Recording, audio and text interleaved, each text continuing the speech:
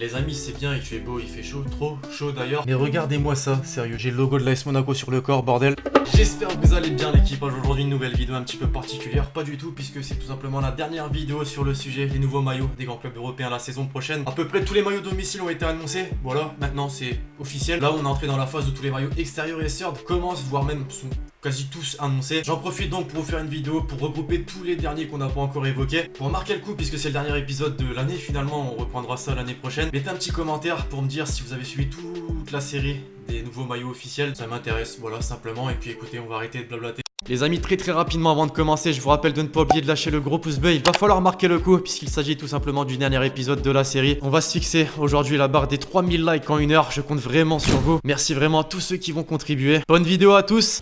On entre dans le vif du sujet l'équipe pour un épisode qui est le dernier de l'année. Pourquoi? Puisque j'estime qu'on a fait un petit peu le tour de tous les maillots officiels dévoilés par les grands clubs européens jusque là, ces toutes dernières semaines, ces tout derniers mois même. On commence donc en France, plus particulièrement avec le Paris Saint-Germain pour pas changer, puisque le club de la capitale qui a dévoilé en compagnie de Nike son maillot domicile il y a quelques semaines a dévoilé cette fois-ci en compagnie de son équipementier Jordan son maillot extérieur pour la saison prochaine. C'est l'un des seuls, voire le seul club qui a deux équipementiers différents pour son domicile et son extérieur. Un maillot dans le style de celui qu'on a pu voir en Ligue des Champions la saison dernière, avec des détails particuliers au niveau du col et de l'extrémité des manches. Personnellement j'aime beaucoup. Les Parisiens, vous me donnez votre avis en commentaire. L'AS Monaco, désormais qui recollabore avec Kappa depuis peu, a également annoncé son maillot extérieur. Et là clairement on est dans un design version luxe qui colle plutôt bien à l'identité du club, on va pas se mentir. On retrouve une combinaison de noir avec les petits reliefs en forme de losange qui étaient présents sur le maillot domicile. Et enfin la couleur dorée pour le logo du club, de l'équipementier, du sponsor maillot. Bon voilà, pas grand chose à dire de plus, c'est un maillot plutôt simple. Outre-Manche, désormais le club d'Arsenal, à l'image de l'AS Monaco, recollabore tout juste avec un équipementier Adidas cette fois-ci. On s'y attendait, c'est désormais officiel, le maillot extérieur des Gunners la saison prochaine s'inspire d'un maillot iconique puisque lors du premier passage d'Adidas avec les Gunners, c'était ce design qui avait été choisi, un design Bruised Banana. En traduisant, on a banane écrasée. Ouais, j'avoue, c'est pas ouf quand on traduit. On a donc la combinaison de deux couleurs, le jaune et le bleu marine. On remarquera d'ailleurs une petite chose, c'est qu'Ozil n'avait pas encore pété les plombs au niveau de la coiffure. Rapinoe ne l'avait pas encore possédé.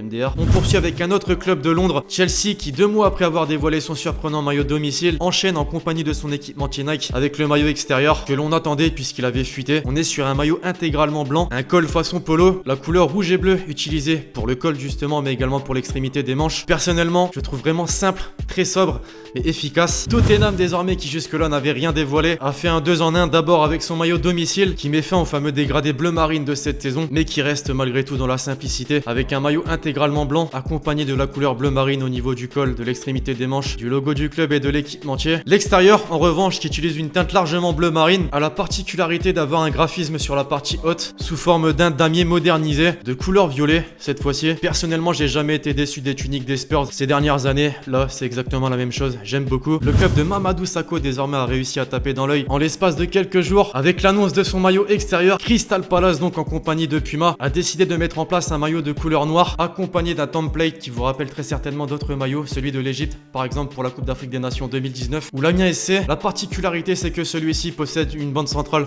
bleue et rouge qui reprend donc les couleurs de l'équipe. En termes de design, j'ai vu qu'il a beaucoup plu. Moi, je suis pas spécialement fan, mais c'est vrai qu'il est très soft. En pleine tournée de préparation, Manchester United en a profité à son tour pour dévoiler sa nouvelle tenue extérieure pour la saison prochaine. Adidas avait tapé dans la simplicité pour le maillot domicile. Pour l'extérieur, on est dans le renouveau avec cette couleur de belge et ce motif un petit peu particulier qui s'inspire malgré tout, pour reprendre ma source, les nombreuses mosaïques qui ornent les rues du quartier créatif de Manchester, le Northern Quarter. Moi, je sais pas vous, mais ça me fait penser un petit peu à un style cougar et je trouve ça un petit peu chelou. Après une 6ème victoire en Ligue des Champions, Liverpool a dévoilé en allant toutes ses tuniques. On a eu le domicile d'abord, l'extérieur ensuite et enfin le third qui a été dévoilé tout dernièrement. Et là, pour le coup, j'ai pas trop validé. Je vous donne mon avis simplement, les amis. On retrouve une tunique sous un mélange de noir, de gris et de vert d'eau. Le tout sur une disposition d'un graphisme assez particulier dont l'inspiration, d'après ma source, vient des emblématiques panneaux de signalisation de Liverpool. La couleur vert d'eau, quant à elle, fait référence au Royal Liver Building. Alors un petit avis, les amis, sur ce maillot third. On va terminer outre-Manche avec le champion d'Angleterre 2018-2019, Manchester City. On avait eu des petites touches d'innovation pour le maillot domicile et pour le maillot extérieur. Le maillot third, désormais, touche clairement sur le spectaculaire, sur le surprenant, puisque l'équipementier allemand Puma a laissé parler sa créativité avec un maillot dégradé, jaune fluo vers le rose. Ouais, je vous vois venir les commentaires, on dirait un malabar, c'est totalement vrai, j'avoue. Alors d'après les mots de Puma, je cite, éclatante et originale, les couleurs du maillot incarnent la modernité du club et sa mission, celle de proposer un jeu séduisant, technique et tourné vers l'attaque, une caractéristique des équipes premières masculines et féminines, ainsi que des académies ennemi du club. Pourquoi pas, j'ai envie de dire, on s'en souviendra de cette tunique. En Italie, désormais, on se dirige du côté de la capitale avec l'AS Roma. Dans chaque épisode de la série, je sais pas si vous avez remarqué, les amis, mais j'aime bien vous sortir du lot un maillot en particulier. Pour aujourd'hui, ça sera cette tunique extérieure dévoilée par l'équipementier Nike. Dans la continuité du maillot domicile, pour reprendre les propos de l'équipementier, cette tenue se veut être un hommage à la mythologie. C'est donc sur une base blanche qu'on retrouve encore une fois ces fameux éclairs inspirés de Jupiter, le dieu romain du ciel. J'avoue, je vais loin et je fais trop genre je m'y connais. Encore une fois, merci à ma source. Maintenant, si on parle purement et simplement de design, les amis, sincèrement, c'est pas une masterclass ce maillot. Des clubs représentés par Kappa, il y en a pas énormément. On a vu l'AS Monaco dans cette vidéo, on retrouve désormais le Napoli. On va faire rapidement puisque le design utilisé pour les trois tuniques est tout simplement le même, c'est juste la couleur qui change. Un design unique avec l'apparition de petits points. À en voir la vidéo de lancement, chaque petit point symbolise un supporter du Napoli. Si ça c'est pas beau. Le maillot domicile donc les amis pour commencer qui reprend la couleur phare et symbolique du club de Naples. Le maillot extérieur ensuite. On a l'impression que ce maillot va être utilisé pour faire la guerre. Et le maillot third qui reprend la couleur blanche. Voilà, comme je vous ai dit, rien de très flagrant. Le club de Cristiano Ronaldo qui avait surpris un petit peu tout le monde avec son équipementier en dévoilant sa tunique domicile mettant fin aux traditionnelles bandes noires et blanches. On surprend, on peut le dire, encore avec sa tunique extérieure, puisque pour cette version, Adidas a imaginé un mélange de blanc et de rouge en présentant un subtil motif camouflage sur l'intégralité du torse, inspiré, pour citer les propos de l'équipe de communication du club, inspiré des environs du stade de la Juventus et plus particulièrement des bâtiments et structures urbains de Turin. Les motifs dessinés par les bâtiments et les rues ont été remixés pour donner vie à un vêtement moderne et tendance, ce qui a de quoi, j'imagine, faire grimper le nombre de ventes. Un seul club espagnol aujourd'hui, l'Atlético Madrid, qui après avoir annoncé de nombreuses recrues, Joao Félix par exemple, qui fait partie désormais du top 10 des joueurs les plus chers de l'histoire du football, en profite pour dévoiler sa tunique extérieure à son tour pour la saison prochaine. Nike nous a proposé un maillot plutôt simple, puisqu'on retrouve un maillot d'une base intégralement noire, accompagné d'une touche de rouge vif au niveau de l'ensemble des logos et surtout sur le blason du club. D'ailleurs, c'est assez rare de changer les couleurs du logo du club, mais au moins ça s'intègre parfaitement avec le design. L'Atlético Madrid comme seul club espagnol de cette vidéo, mais le Bayern Munich comme seul club allemand de cette vidéo également. Quelques semaines après le maillot domicile, Adidas a dévoilé la nouvelle tenue extérieure du club allemand pour la saison 2019-2020. Lors des déplacements à l'extérieur, le club bavarois portera une tenue qui se part d'un blanc simple.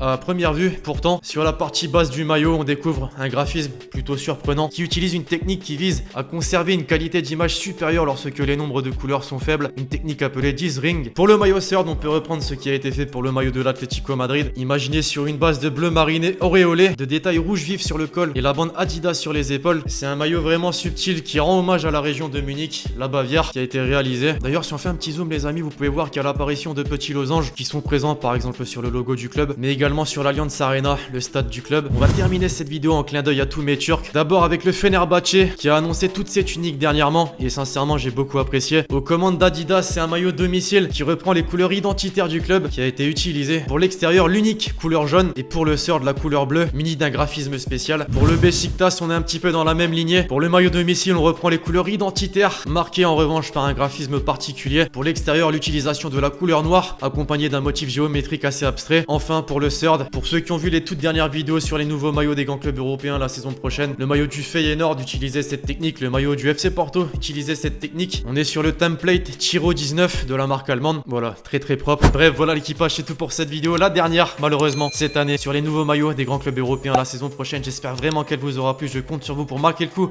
avec le gros pouce bleu. Puis d'ici là, on se retrouve très vite sur la chaîne YouTube pour de nouvelles vidéos. C'était Lexty. Ciao, ciao.